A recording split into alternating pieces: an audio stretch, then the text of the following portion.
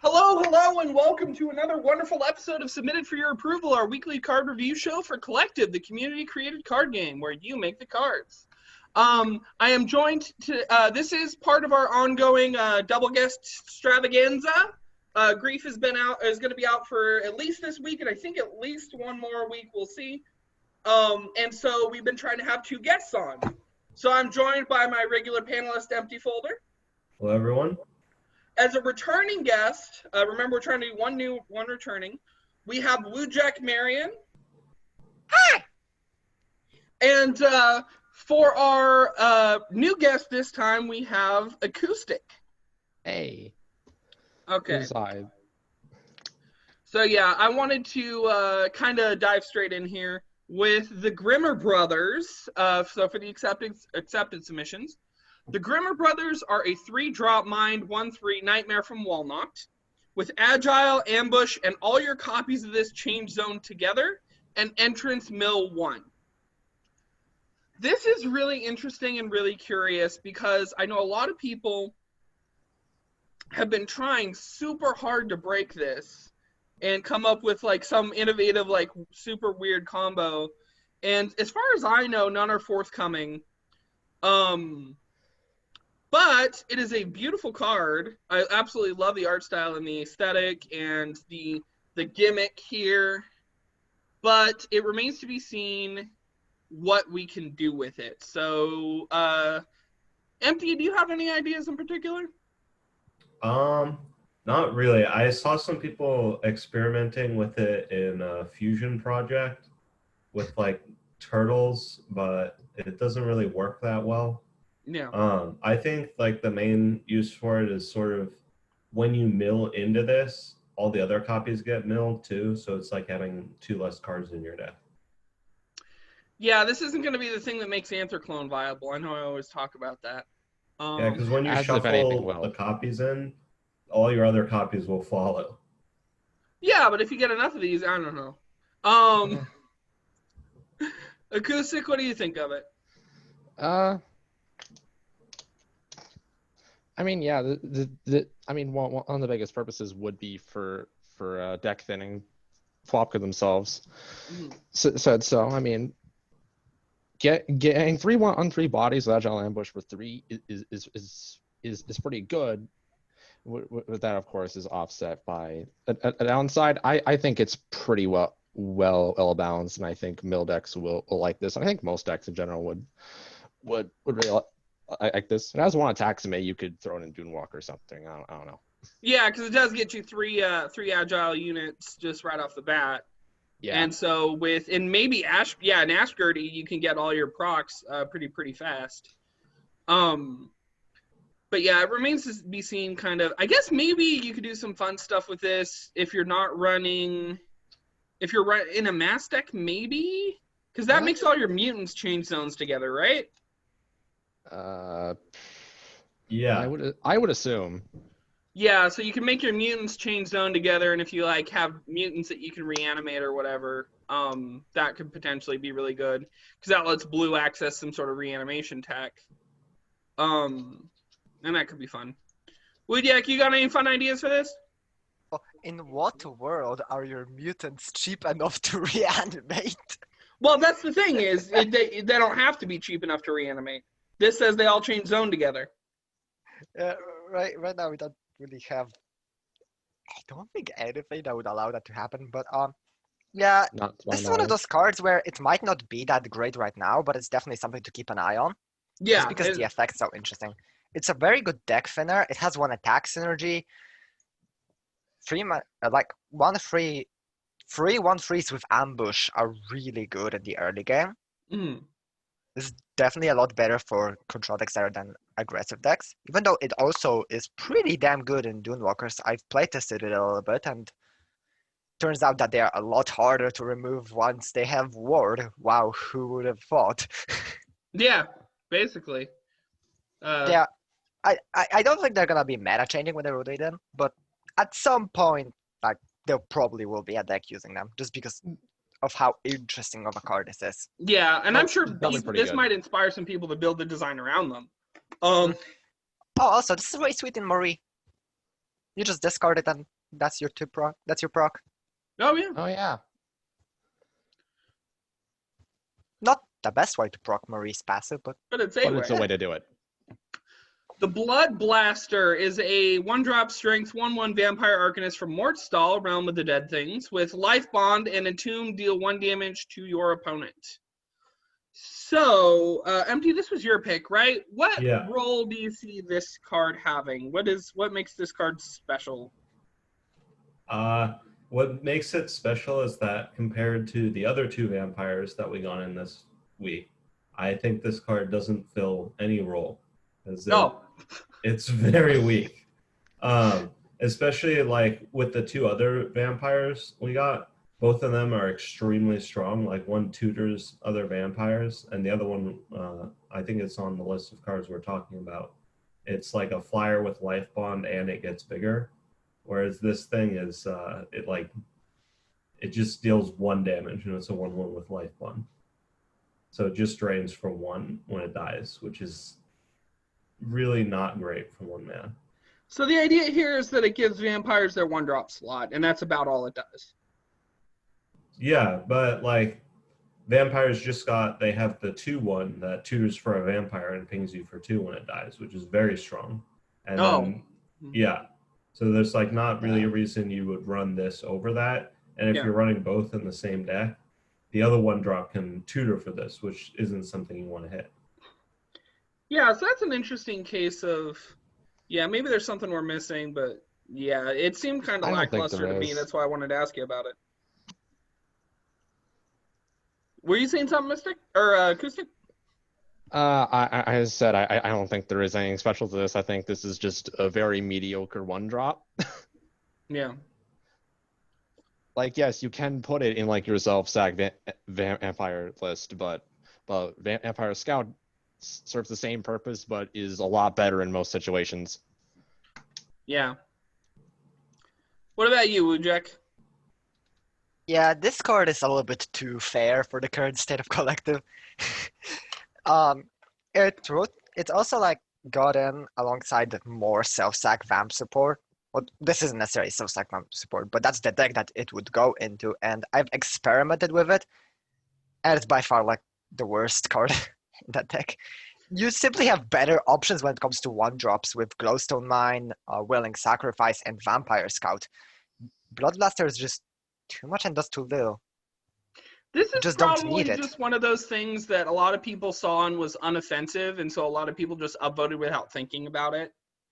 And since I know everyone I was else one of those shared people. that thought, it ended up getting into the game. It is very unoffensive, but it's also pretty bad. Okay, so this is the other one we were talking about. Blood Mage is a 2-drop, strength, 1/2, vampire arcanist from Mortstall, Realm of the Dead Things. Flying, lifebound, and active, destroy an ally unit. This gets +1/+1 and ready this before combat. So I actually did play around with this one. Obviously, my Sam and Founders both got in last week. So I was trying to build it in, and I was looking at this for the Angelfish slot. Having this be my be at my 2-drop instead of the Angelfish. And honestly, I guess with if you get an early Glowstone Mine, this active becomes like bonkers. But I don't really think this is like a big marginal advantage over Angelfish, except maybe that it has 2 HP. Do we agree with me on that, or is there something? I don't agree with you on I don't Yeah. agree either. You I are just think it's a completely really wrong. I'm good sorry. active. I'm sorry, Like- but this is like one of the cards making vamps busted next month. Yeah, Okay, it's so- this so- and Vampiric Modifier that are Yep. both incredibly strong. So I'm not running this alongside Modifier, and that's what I probably need to be doing. Why are you not running this alongside Modifier? Modifier's busted. Okay, I'll put it in the deck. I wanted to smash things with Sam the Ram. I got to do that. Oh, no. I was ahead. Oh. So if you're running this, guys, the trick is you want to be running Vampiric Modifier alongside of it. Oh. Hey, if you're running a busted card, you want to run it with another busted card that makes both of them double busted. Who the fuck? Turns out you should be running vampires with other vampires, especially if they're both self-sack and help each other. Okay. So yeah, you want to be running this. This is going to be really good in obviously the tribal vampire deck. And so this is better Angelfish now, basically, for a lot of decks that need it. Yeah, is Angelfish a 1/1 or is it a 2/1? It's a 2-drop 2/1. 2/1. So the stats are Okay. but it's got flying and life bond. It doesn't have that active. So yeah. Just this with glowstone mine is like so insane because if you get an early glowstone mine, this is fantastic. Yeah, every turn you're getting extra cards, extra mana, and then it has life bond, so like the damage is basically inconsequential. Negligible, yeah. And so that's good, definitely. I'm gonna be honest, I've never seen this not be like a 10-11 by turn 4 through my multiple Colosseum runs with it. It's also mostly vampiric modifiers fault because that card is disgustingly busted, but so is this. You want to be getting a little bit more value out of it than just the +1/+1 ready if you can, but if you can't, then Thing is, at baseline, this is better than Angelfish. Because it's a 2-mana 1/2 life, but that's just better stat line than 2/1 on a 2-drop. And it has such a powerful effect. It's like basically an infinite, in quotation marks, sack outlet. Yeah. It allows you to sack something every turn. It's so good. Like, it's gonna get nerfed. Almost certainly. So the Aerumdrifter is an 8-drop mine 4/4 elemental dragon with a stunning art by Fatus, flying, rebound, and this card costs 2 less for each allied flying unit. Oh joy. I can see this. I'm blind and I don't play a lot of this game and I can see that this is bonkers. So this is like Tusknewt except it flies.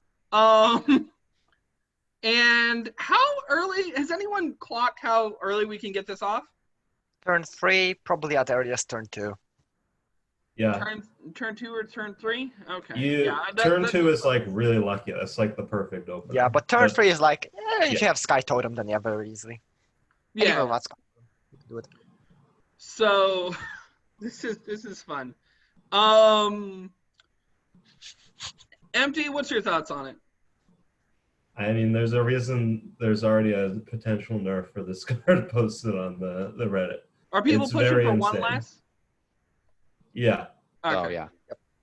In fact, well, and also there's a nerf to Sky Totem as well. But, like, the potential to play Sky Totem on 2 and then play a bunch of other flyers and then just play this for free, like, it's just insane. And the fact that it has rebound too, so even if they remove it, like you just play it again, and it's still going to be free unless they remove your other flyers. That's an interesting thought. Wujek, what do you think of it? Here's something. This originally was supposed to be 1 less for each flyer you control, but people in Card Labs said that someone in Card Labs said that it would be too weak. I don't know who that someone is, but they clearly don't know how busted Sky Totem decks are, actually, once they actually get support, and how much you can high roll with this. Well, but this is good for Ashgardy, who's been in a weak position as of late. Maybe Mind Flyers can be its thing, but aren't a lot of people doing it as Penumbra? Not Strength? really. Okay. The problem with doing Penumbra Flyers is that the deck like desperately needs Sky Totem because it's like the best payoff card, and that card is insane. And in Penumbra, you're going to be way less likely to draw your Sky Totems. I see. I will say though, I don't think this card is as much of a problem in that deck as Sky Totem is. Sky Totem is just way more of an enabler. It's just kind of okay. It's again it's the synergy that's really the issue, and so. Maybe this can get Ashgardy into the meta, which would be nice, I guess, in its own right, but probably a little bit degenerate and high rolly. Acoustic, what's your thoughts? Yeah, pretty much. I personally am not a fan of like giant type designs. So like with only 4 flyers on the board, this costs 0. With only 3 flyers on the board, this is cost 2. So if you have 2 of them in your hand, you can play one of them for 2 and the next one for free. And I have like 2/2/4/4 flyers on like turn 3 or something. And then of course Sky Totem helps that with just being able to just dump a bunch of flyers on the board, which makes it cost 0 in like no time. Yeah. So I think one good thing about this card existing is it gets people to realize that Sky Totem is broken and we should have nerfed it a long time ago. Yeah. So that'll be interesting to see. See what happens to this in a week or two, or sooner. Who knows? Yeah, well, I think there's a nerf for Sky Totem up on the subreddit too. Yeah, it's the min cost not less by 1. Yeah. Please upvote that nerf. Jesus Christ, I don't want Sky Totem at its current state like, Okie doke. with So, Aerumdrifter rotating in. jumping into the new cards, with Pumpkinkin Spice Latte. It is a 2-drop spirit food with feed. You gain 3 HP. I know this isn't doing very well. This was at like 0 last time we checked, and I kind of get why. A lot of people didn't like this. I went around and posted Dummy Thick Pumpkinkin because I really like the Pumpkinkins and their synergies and building on the idea. But is this becoming like really out of hand in Spirit? Is that what we're worried about at the moment? Acoustic, what do you think of it? I'm not sure. Truth be told, I mean, are like the same decks that run Baleful, are they just like playing a bunch of cheap dudes in one turn? I'm not sure about that. I don't think so. Yeah, so like I'm not sure how this would stack up against Spring Dew, which is pretty much like the same thing, but you don't need stuff. But then again, Ring the Bell exists, so like, but that's like 3 mana. But then again, that also gets you 2/1/1, so I don't know. Yeah, so the plant Like, stack is focused around a lot of life bounders, which Yeah. most of them, except for Kodama, tend to be concentrated along higher mana costs. So maybe the reason they're voting this is actually it's too weak. Like you just brought up Spring Dew. In order to get the amount of value that Spring Dew is going to give you, you need to have a lot of units that you're dropping on that same turn. At 2, I think Spring Dew is better in most cases, unless you're running like Ring the Bell, Grunts, like just those cards that give you a bunch of tokens they can play and get feed effects off. Yeah, but it one, would you say it's then too broken all of a sudden, or? I don't know. Like, I don't think that necessarily is broken. Then I think that's just like pretty good. Yeah, food is like very hard to balance. There is a lot more like broken things that you can do with Bell and Grunts than just getting 9 health and 3 Baleful procs. Yeah. Wujek, what do you think about it? Gonna be honest, I honestly couldn't care less for this card. At this point, every time I see a card that's just dedicated Pumpkinkin support, I just roll my eyes and skip it. Honestly, I don't even think it's that busted. I think it's fine. It's just that I really don't think we need more ways to enable Pumpkinkin. It's fine, but a bit boring. Yeah, I think people are pushing for more 3 HP matters cards, where if you gain the plus 3 HP, you get an extra effect. I think maybe with 4 of those in the game, so we have 2 right now. We have the Fight a Slug, and we have Pumpkinkin himself. If we had 2 more effects like this might become a lot more attractive for a simple common. It might just be it needs more around it to get people excited about it. Yeah. That's the thing. I would much rather get more payoffs like Fido Slug than enablers. We have more than enough enablers with stuff like At Peace, Spring Dew, all the free attack life bonders. There's just so many ways to already enable this shit. I definitely agree. I just know Zinker's always pushing to make more food because he likes food. MT, what do you think about it? Yeah, it's in a weird place too. The thing is, like, Pumpkinkin decks usually aren't the type of decks that would use food effects. Yeah. And food decks aren't really the type of decks that are going to want a ton of life most of the time. There is like some potential that you could like do a sort of king combo with looping something to get the full HP. But honestly, that doesn't seem that great. Yeah. I mean, it's a combo that you can do at earliest, what, turn 3, and then you probably cannot die for the rest of the game. So it Yeah. could just be a king combo thing to let you live until you get your own in. And that I idea I know guess. doesn't sound attractive to a lot of people because they don't like King Combo to begin with. I mean, it's also that it's a, what, 4-card combo that gets you 39 health? Yeah. Like, it's fine. Okie dokie then. Let us talk about the Barely There Bear. It is a 2-drop mine 2/2 bear from nowhere in particular. And it has unblockable and can't block. And it is by Zyborg22, who, as far as I know, is a new creator. I think we all agree on that. So, pros. This reminds me of a card from Magic the Gathering called Tormented Soul. Tormented Soul is a 1-drop, 1/1 with unblockable, can't block. And that enables a lot of really fun and interesting shenanigans. I mean, it's just a static 2 drain over and over again. But as is, this like slots into Ashgurdy pretty well. Does a lot of fun stuff. Like, I want to see Zyborg jump on the Discord because I am sure. I mean, a lot of people are excited about this card. It got 17 votes on the Reddit. I am surprised. And what? I'm just kind of surprised at how simple the effect is. Yeah, but I mean, it's actually really, really cool and potentially interesting. I just want to see some more art and flavor on it, and that's the kind of thing that not everyone has the resources for. So, definitely hit us up on the Discord. I'm sure somebody would really take an interest in this. I think the card's really interesting, and the flavor and everything else is really cute. Wujek, what do you think about it? This is unblockable.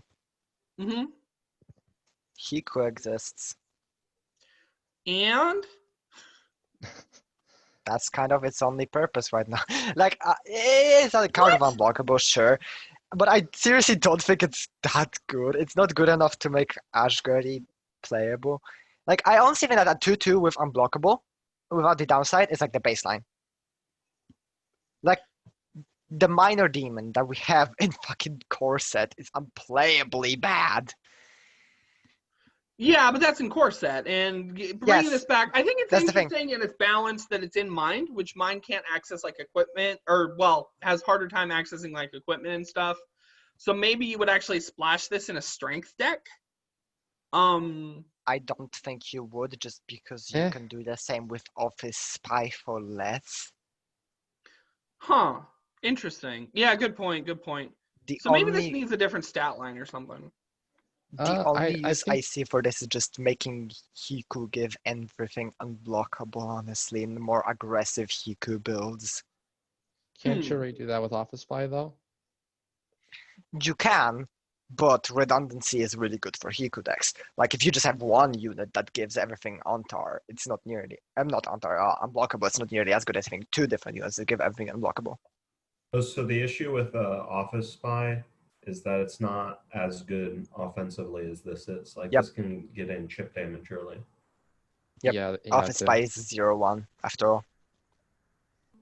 Yeah, so being able to sneak some extra damage in is always nice. So this is interesting. You guys are really making me kind of rethink where this is at. Acoustic, what do you think about it? This is a fine enough card. I don't know what I really want to say about it. Like, it's a French vanilla. Yeah. I don't think about those too much. It's interesting to see where it's at, though, and think about why it got there, where it got to, and it couldn't hurt to have. Yeah. And getting 17 votes off of a GameIcons.net art is pretty impressive. Empty, what's your thoughts? Wujek and Acoustic kind of covered everything. Okay. We'll just go straight. We'll just head straight on through then. if I know how to operate copy and paste. Triana Knoll is a 3-drop spirit 1/4 plant with can attack, regenerate, and active silence a random unit in your opponent's deck. So this was an effort by Flower L, who is a new player and is very active, or is fairly active on the Discord, trying to get across a new silence-based archetype. And so this is their attempt there. I gotta say, I absolutely love the chalkboard design here. On the art is really, really cool, really, really clever. I know they originally had a realm plan for this, but they kind of might have dropped it for now to put a cosmetic on it later based around how people responded to this. And I don't know. I think it's pretty interesting, and I wanted to talk about it partially because it was a new player, partially because, this effect seems really mean. I don't like silence, and having this potentially random, high rolly silence seems iffy. I don't know. Empty, what do you think? I think the active is very weak because the potential value is really, really low. If this lands on a card in the bottom third of your opponent's deck, it does nothing. And you have to pay 3 mana just to get this thing out in the first place, which is a pretty big investment for something that can attack and just sort of sits there. And having that potential upside of your opponent drawing a silence card isn't that amazing when you're only getting 1 each turn. The only potential I see in this sort of card is that against Orma, they run very few units. So if you use this a couple times, you can ruin their combos. The other thing to bring up, I'm not sure how this is blocked, but the way the wording is, I'm not sure whether or not the active can land on an already silenced unit with this. So that could be, you could run into that issue if they don't have very many units, or you Yikes, yeah. Yeah, so for really unit light decks, I know there's unit less Vertic, and there's also some unit light Vertics out there, right?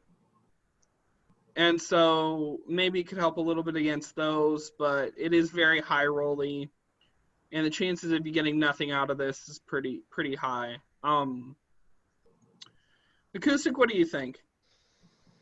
I mean, you're paying 3 mana. It has to live for a turn, unless you have Alice or something, and then when you get the active, it only has a chance of doing something good. It might, it could just hit a unit that they never draw. It could hit a unit that doesn't really care if it's silenced. I don't know any good examples, but there are some units that aren't on the effects and stuff. So and then there's also the fact that it's both very weak and it feels really bad if it silences a really good unit in your decking and draw. It's it just feels really bad because of the lack of since there's not really much you can do about the effect aside from just killing it before it can do anything. I'm not too sure about the design. Yeah, and there's I just like the random aspect. Yeah, there's also a question of if you tripled the effect, would it be much better? And I think the answer is still no, because the thing Empty mentioned with it possibly hitting an already silenced unit. If it didn't hit, if it hit 3 times as many units in a unit heavy deck, you might still be fine, depending on what it hits. And that I think is a little alarming. So I don't really know where we're going with this, except the really awesome chalkboard art. And it is potentially a creative archetype, but I agree with what you said about the randomness and the high rolliness being a big issue. Wujek, what do you think? Some people just want to see action spam burn.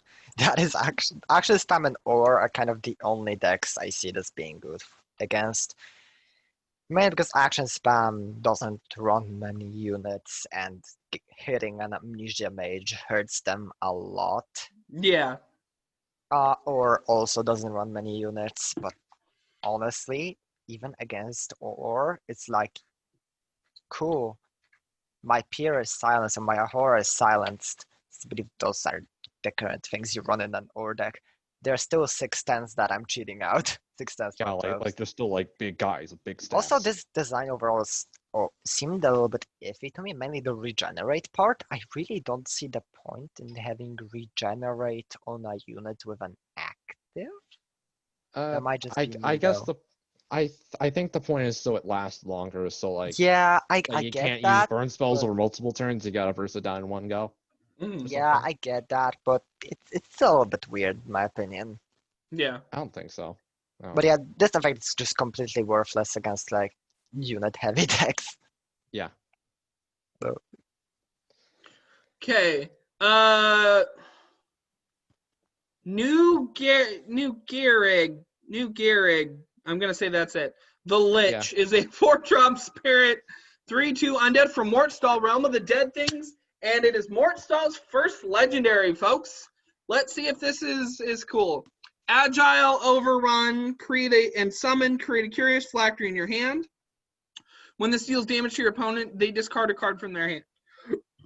Curious Phylactery is a 4-cost artifact with return a copy of Neugierig the Lich from your graveyard to play, and then return this to your hand.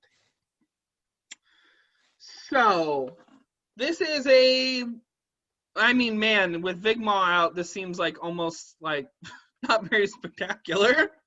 I mean, with Vigma out, most things don't look very spectacular. But I don't even know if this compares too positively to like Revenant, honestly. Like Revenant doesn't Revenant does about as much as this at 5 with a little bit of a better stat line. The only difference is overrun.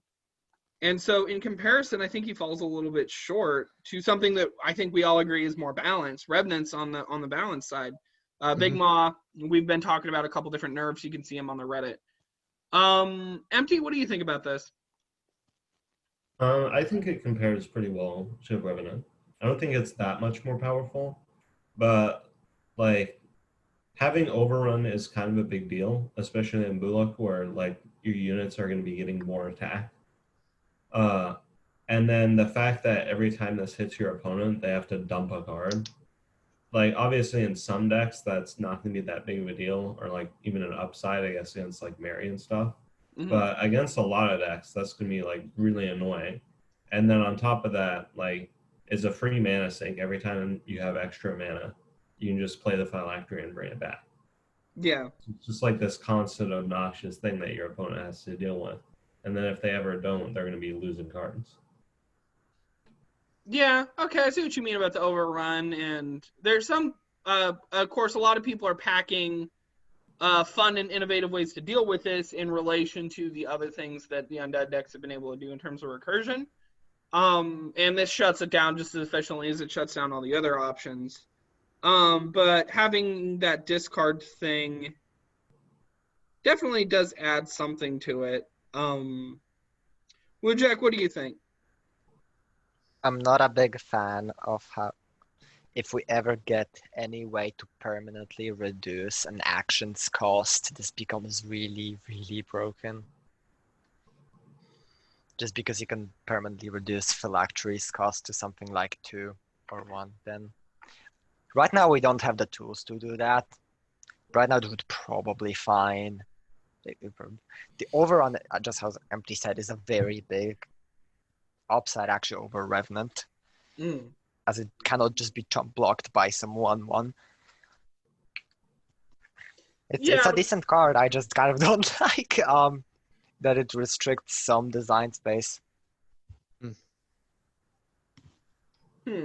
Acoustic, what do you think?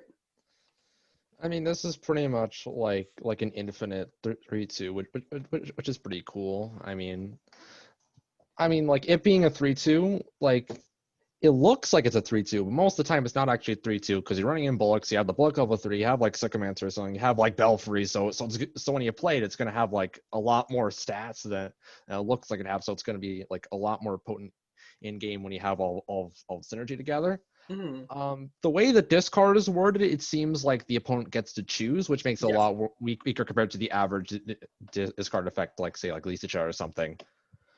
But I think this is a fine enough like self-recursion like card.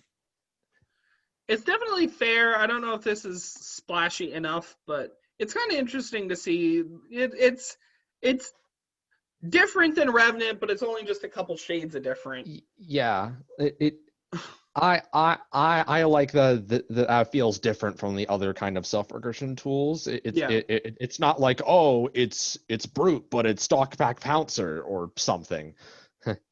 Yeah, it's definitely it finds its own way to innovate. It also has very cute synergy with Sharpshooter. I guess. When you play this, they discard a card. Oh, I guess. It's just something that I would like to point out because we actually have other cards that do that, and maybe in KM you could build some really fun jank deck with this and the 2 cost 1 free. That when it damages the opponent, you steal a card from their hand. I mean, it's KM. I wouldn't doubt there being some like jank. Yeah.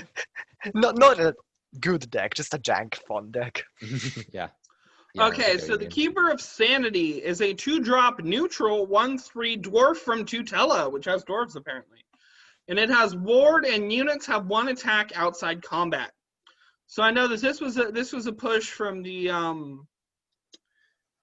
it was originally in the hate it's in the Hate Bears thing that the AC had going. And the idea with this is it shuts down duelists. I was a little confused about what else you would use this for. I didn't even think of duelist until someone else brought it up.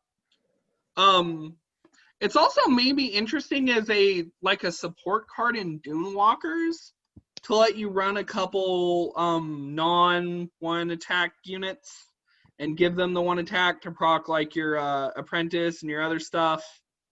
And that's interesting. Wujek, what do you think of this?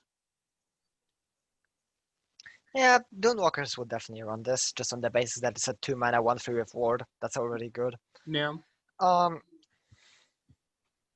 effect, though, I don't think they would run this alongside units that don't have 1 attack, because funnily enough, Dunewalkers actually don't have that much 1 attack synergy. The only real card they have is Apprentice. And Merrick cares about Fairwind from Mirage, not just 1 attack. So I don't think that's really a big deal. This is really just a card to shut down duelist, and it does that very well. It also is a really nice clean counter to Blazing Shurikens.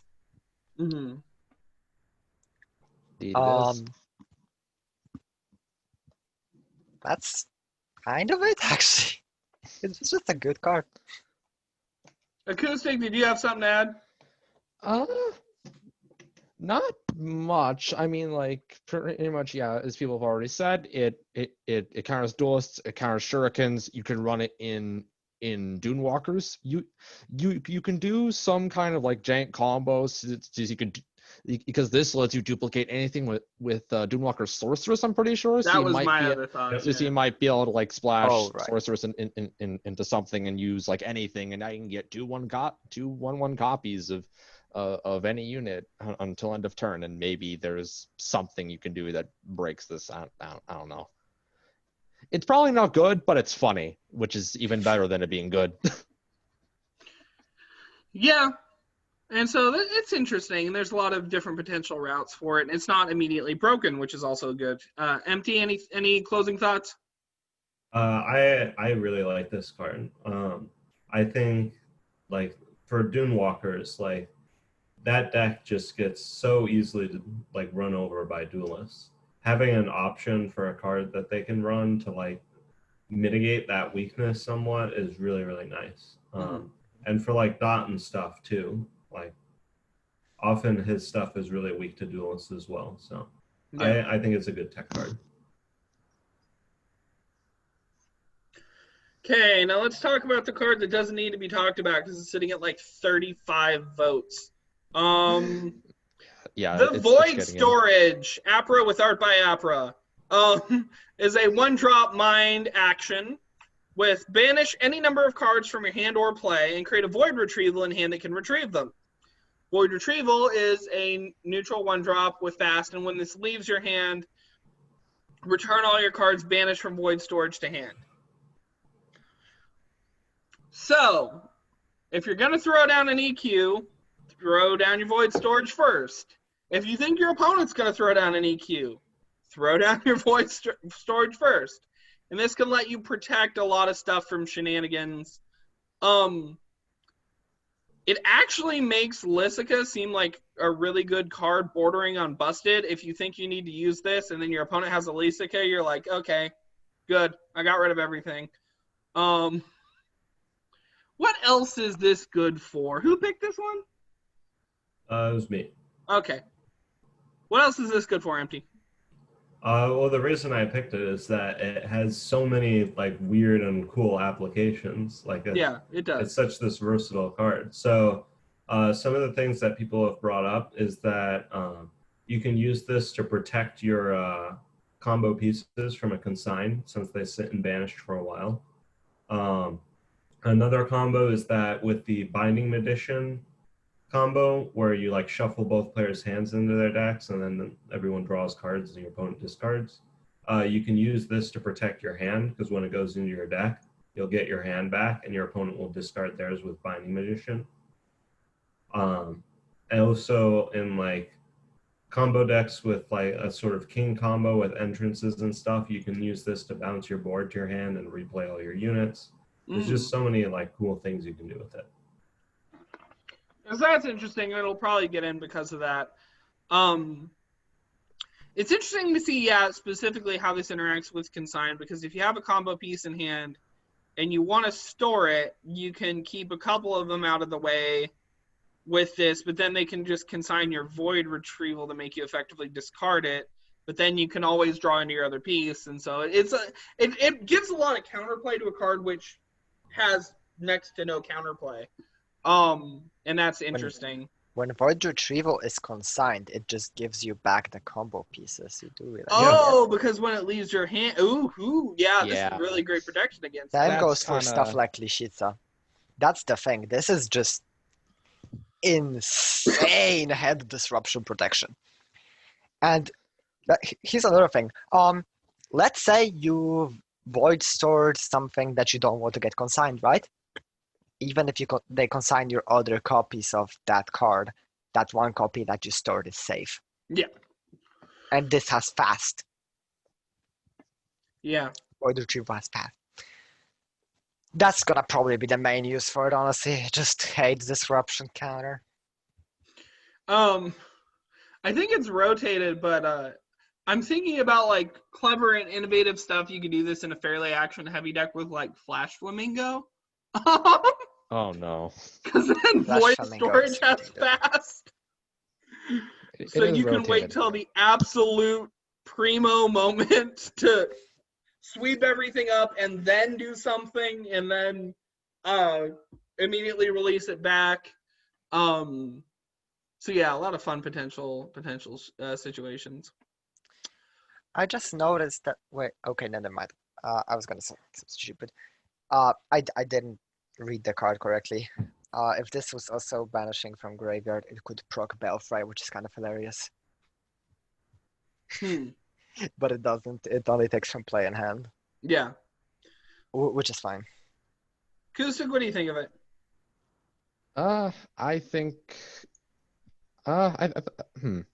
Well, pretty much this is really powerful hand disruption protection in a game where hand disruption is not that powerful. Like, what are our best things? We have like Lisa, we have Consign, I guess, because that just banishes stuff.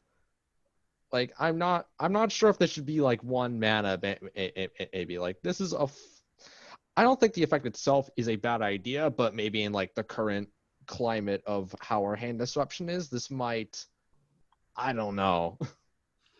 I think this is good because of its versatility and the number of different things it can do. I agree it does need to be cheap. I think 1 mana is fine for it. It's versatile, but I don't know if it's too versatile, I guess, is what I'm saying. With like the power level of the stuff that it's countering, should it be like, is this like the power level it should be at, I guess. Yeah. So we'll kind of see. It'll probably get in, and then we can see what clever and creative things people are planning on doing with it. It'll probably get in, and we might have to nerf it. May have to make it cost more. Yeah. So the Thought Suppressor was also for the Hate Bears thing. Thought Suppressor is a 2-drop mine, 2/3 Dralog from Terra 4891. And when a player draws a card, they lose 1 mana this turn. So Empty, tell me about this design, what the thought process was, and what this is designed to be a Hate Bear for. I mean, so the other part of the design composition was stacks cards. This is more of a stacks effect. Mm-hmm. The idea is you run this with like traps and stuff that make your opponent draw extra cards. Mm-hmm. And then you can also run it with like Whims of Fate and Negotiate and stuff to lock both players out of playing anything for a turn. Mm-hmm. That's basically the idea with it.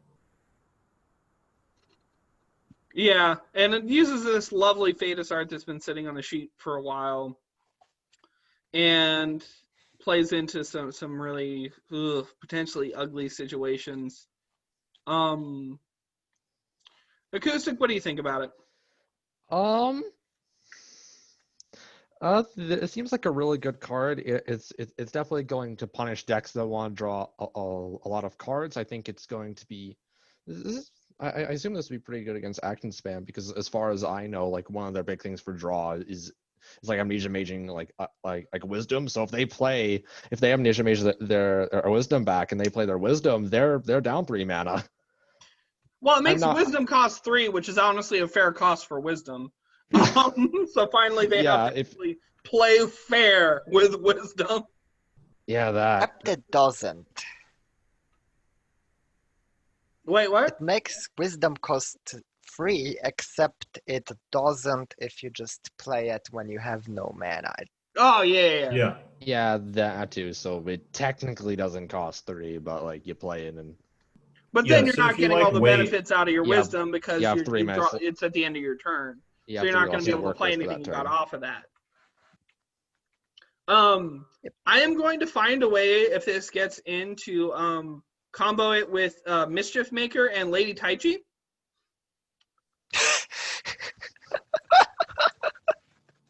So at the end of each turn, they discard their hand and draw that many. Or no, that's end of turn, isn't it? It's not start. No, it's end of turn, so it wouldn't work.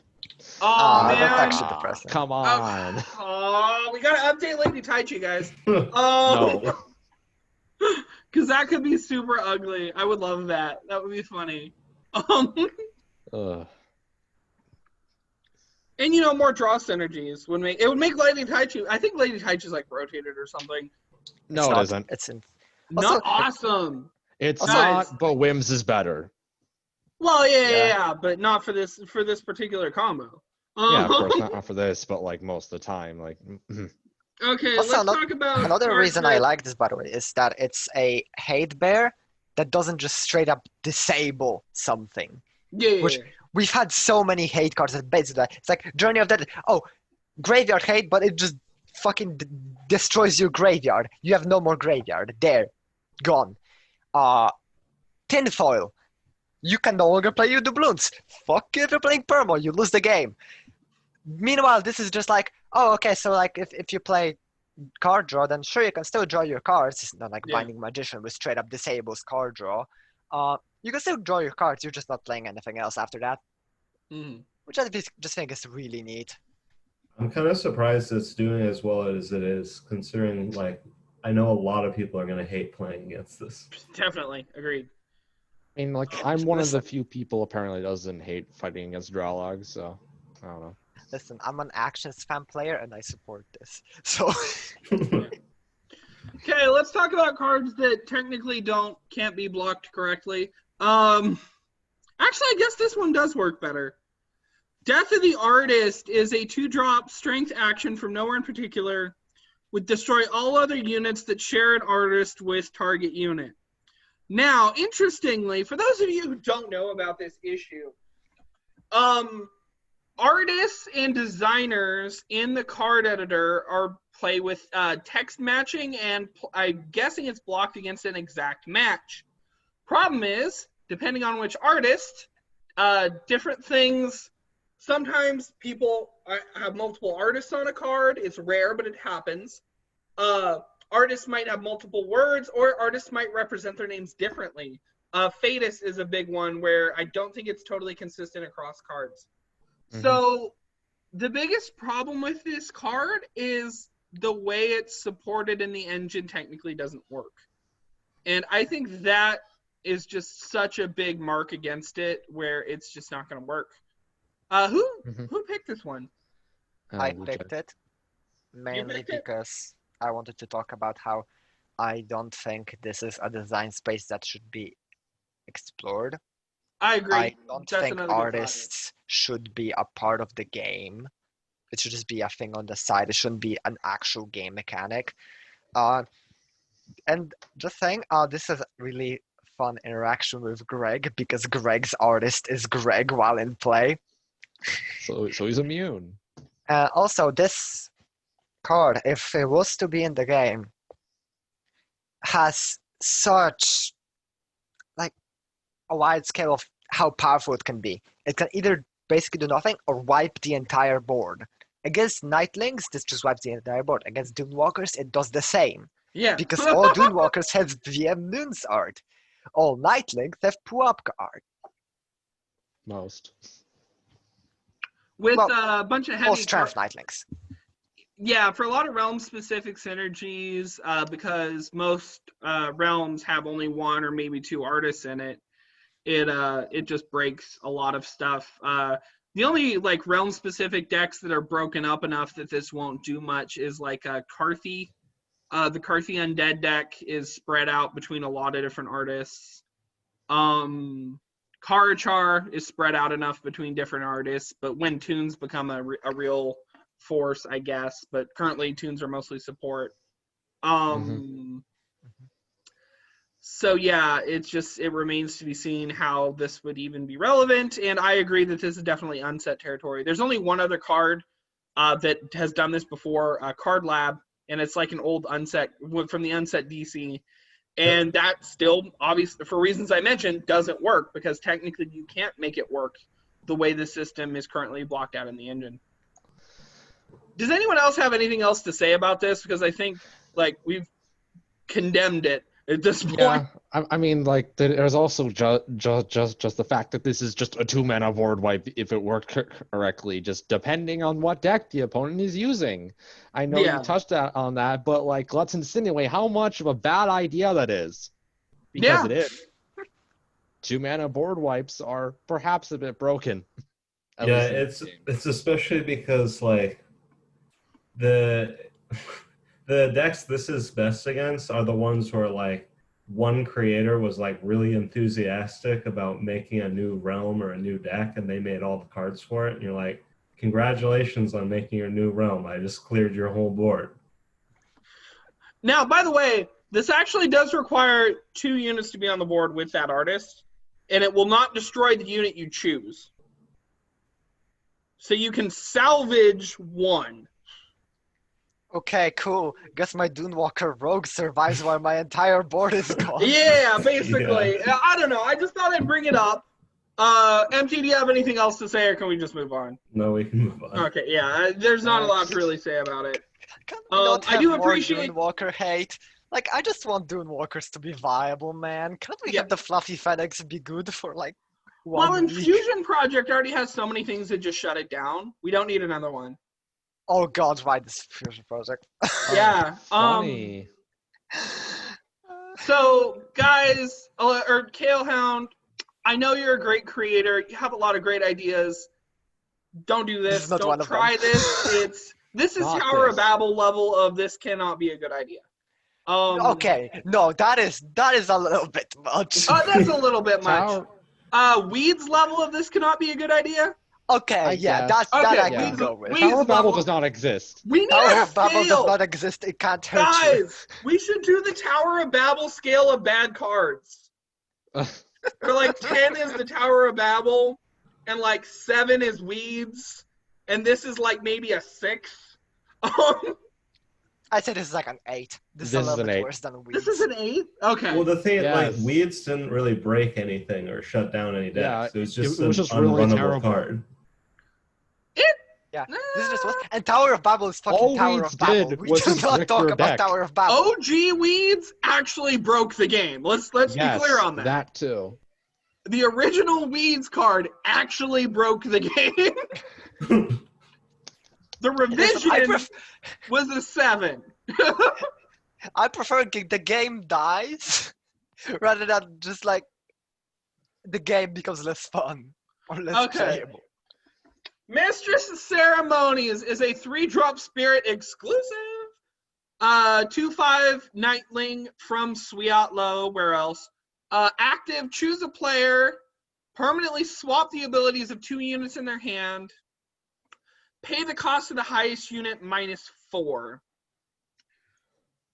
This is a fun little dance.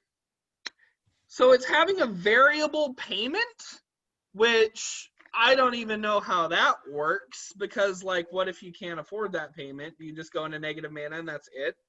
I've looked at the blocks. It checks to make sure you can pay the cost and doesn't let you choose cards that you can't pay for. Okay, but can I still see the cards that I can't choose? Because then it's only a selective revelation, right? Which is, like, bad. Oh. Because it's like, oh, I'm going to reveal your hand, but I might not quite reveal your hand. What? I mean, why are you using this as a hand reveal effect? Because that's part of what it does, right? I don't think that matters here. No. I just want cards to function consistently. And I think that's a little awkward that it doesn't quite. But, of course, most of the time you're going to want to target yourself. Because what this does is let you put Geschlorp on Pancat. Right? That's why we're doing this, Geschlorp on a Pancat? I guess. Yeah. I think that's why I would use it as Geschlorp on a Pancat. Maybe something else. Who picked this one, and what combo did you have in mind? I picked it. And that's because it actually has a pretty cute synergy with cards that reduce their own cost. Yeah. Because here's the thing. We had Longneck get in the game last week, for example, right? Mm-hmm. If you remove the cost-changing passive, it still keeps its cost. Normally, when you use this to like put Geschlorp on a Pancat, you still end up with like a really high cost unit that you cannot play. But let's say you just use something like Longneck. Then that other unit that you normally wouldn't be able to play gets the cost reduction effect. Mm-hmm. So let's say you have a free cost Longneck, and you put King of Talltales on that. And then you have a King of Talltales with Longneck's effect, that's just a 7/5, sure. And Longneck, that's a free mana card with King of Talltales effect. I just think that's like really neat. Okay, so this has a bunch of different things. Is King of Talltales exclusive? It's not. It is not. It is not, which is what breaks it right now because KM exists. Okay, so But yeah, this is exclusive. Yeah, I don't like also how this is exclusive, by the way. I don't think this needs to be exclusive, and literally the only reason that it is exclusive is because, quoting Puapka here, fuck Kyung Mi. That's what she says about every card. Yeah. Yes, but like, I really do not think that this needs to be exclusive. But like, KM bad though. Yeah, so I definitely disagree with the exclusivity. This has a lot of fun synergies like King of Talltales, doing just like borderline unset type. I love ability switching effects and ability meshing effects. Like, you guys have seen the cards I come up with. There's a couple of those that definitely reference that. And I talk about mass like every episode at least once. I need to keep a corner in the counter that's like the mass counter. Definitely. But like, yeah, I don't know. It has interesting shenanigans we could pull. Who hasn't talked about this one yet? I haven't talked about it yet, but like my like brain is too small to really think about all the possible ways that you could do jank with this. Yeah. It seems fun. I like ability switching effects. I like the storyteller. I like the King of Tall Tales. This is another part of the entourage. I don't see why we can't have this. Yeah. Okay, another card I thought about that you could use with this, Legion. And then you put it on a unit that has decent stats. I mean, you can already do that though, kind of, with Damante. You can, but that's a lot more expensive. mana. Yeah. Well, yeah, but I'm just Okay, saying, This, so the active, would let's talk cost about 7. let's It talk would about this cost- Legion combo in yeah, particular. 7 actually. What do I need? I need a bunch of copies of a particular Soul Claimer. I'm gonna give Legion's ability to Soul Claimer in hand, Yeah, but then Soul Oh Claimer god, loses oh its fuck. ability. but the copies don't. Oh, that's Fire right. starter. That's right. The compies don't. Wait, what? Okay, no. You put it on Pumpkinkin, and then when the first one hits, all of them trigger. Oh god.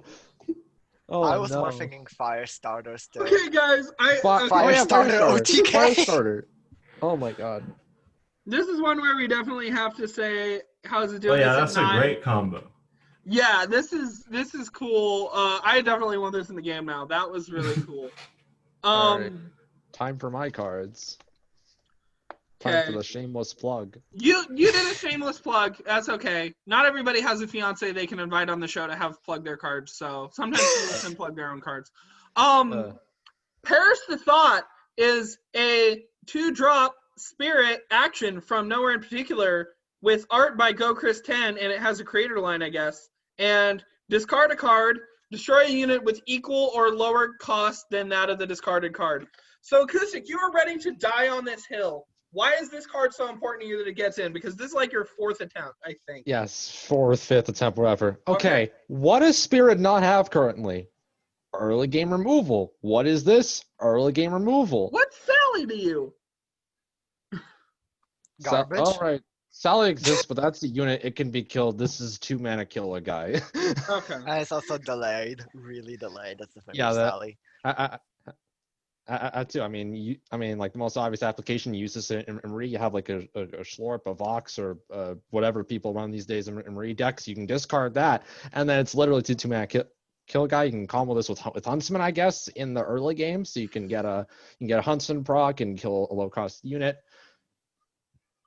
I think you're kind of digging a hole, man, because I think that's a lot of the reasons that some people probably don't want to see this in the game, because it's another discard enabler.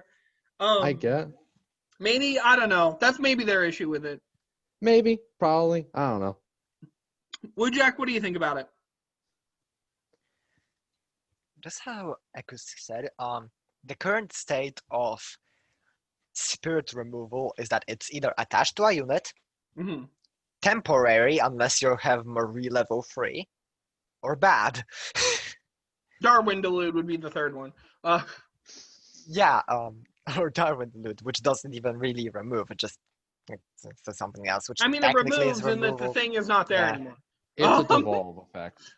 It's a devolve, yeah. I do think that Spirit needs more hard removal, like actual good hard removal.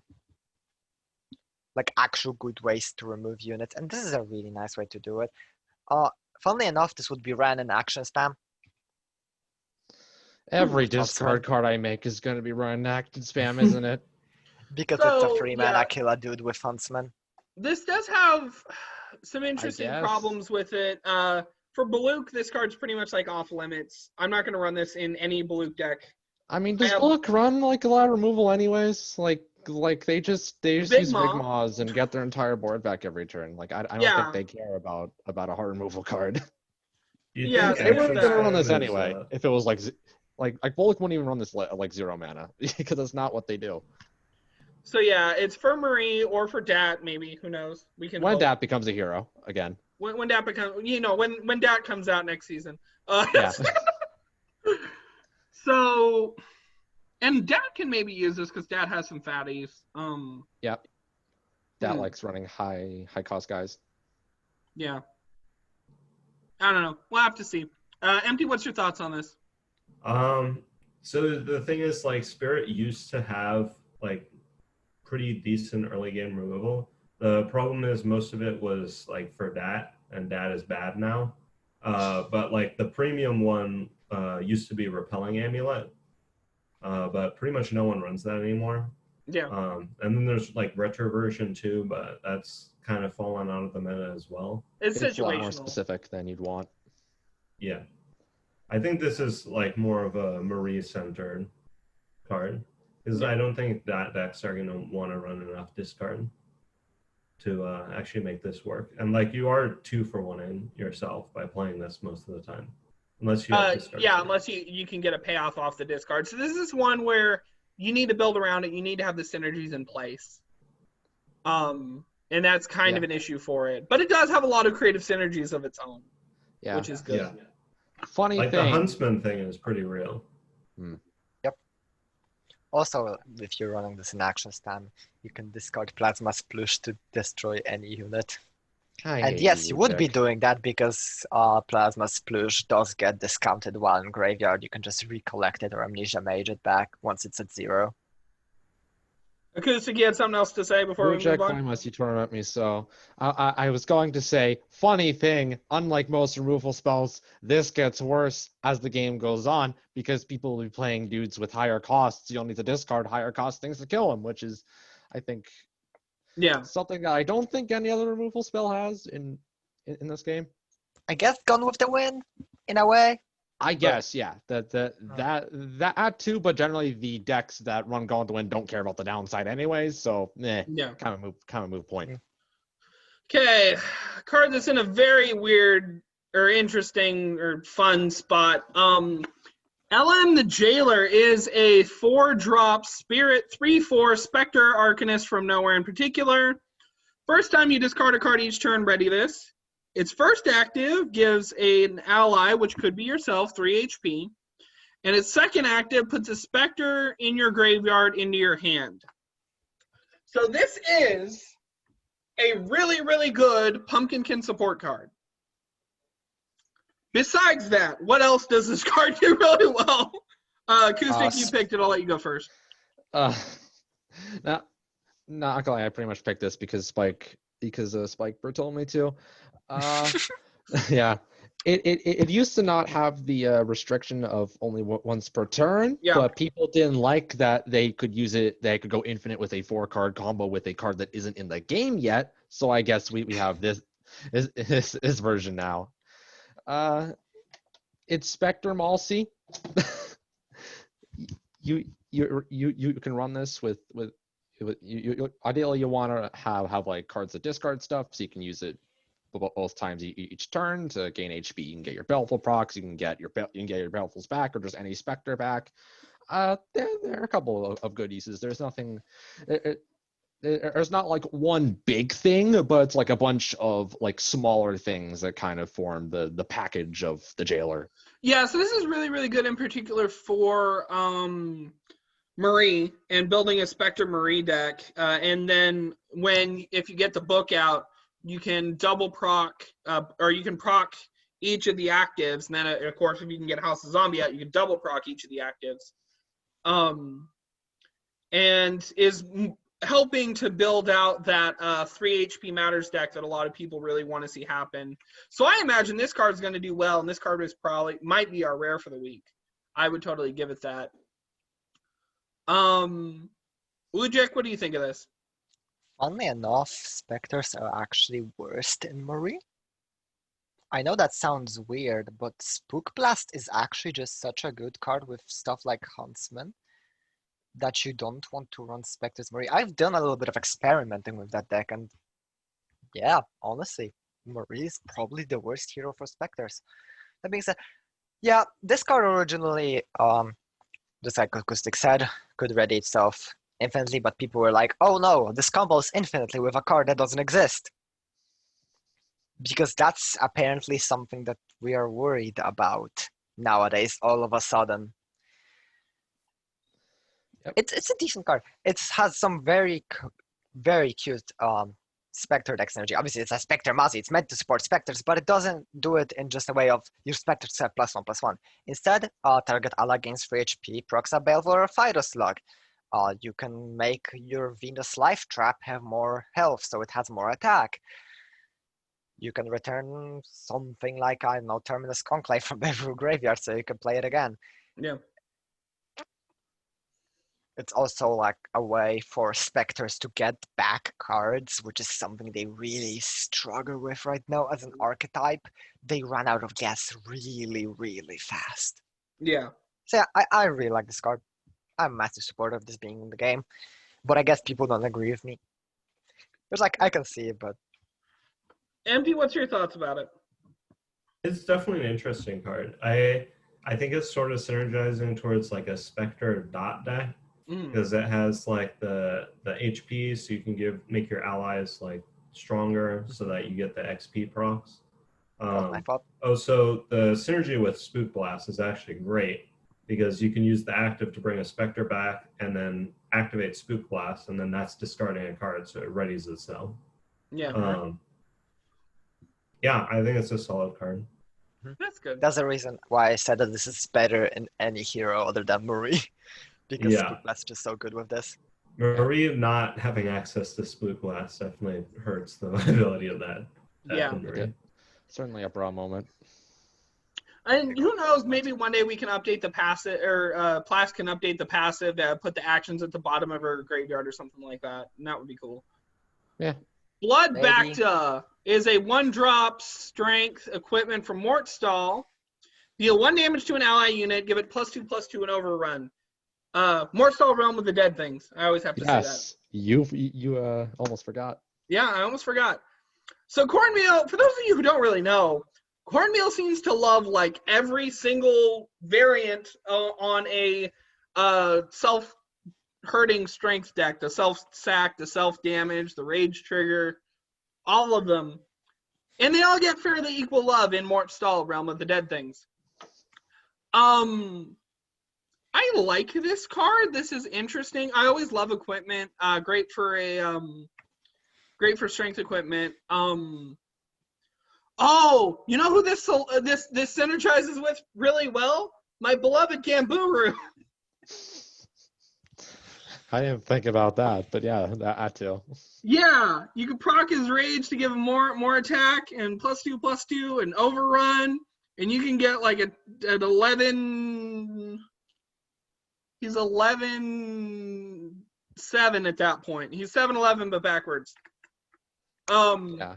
Acoustic, would you run this in Gamburu? I don't really know what the Gamburu deck looks like. I picked this because 2 words: overrun, equipment. I run an equipment deck. I get annoyed when people use chump blockers against my 2020 Werewolves, and I complain that, oh, where is my overrun equipment? And this is my overrun equipment. I want this in the game. You have no idea how much I want this in the game. If anything, to just fulfill overrun equipment existing in standard. Yeah. So that's good. And it's one of the ones we need. It's like what Fake Things was back when it first got in, where it filled a niche that an equipment deck just couldn't fill at the moment. Yep. And this is the other niche that it really needs to fill.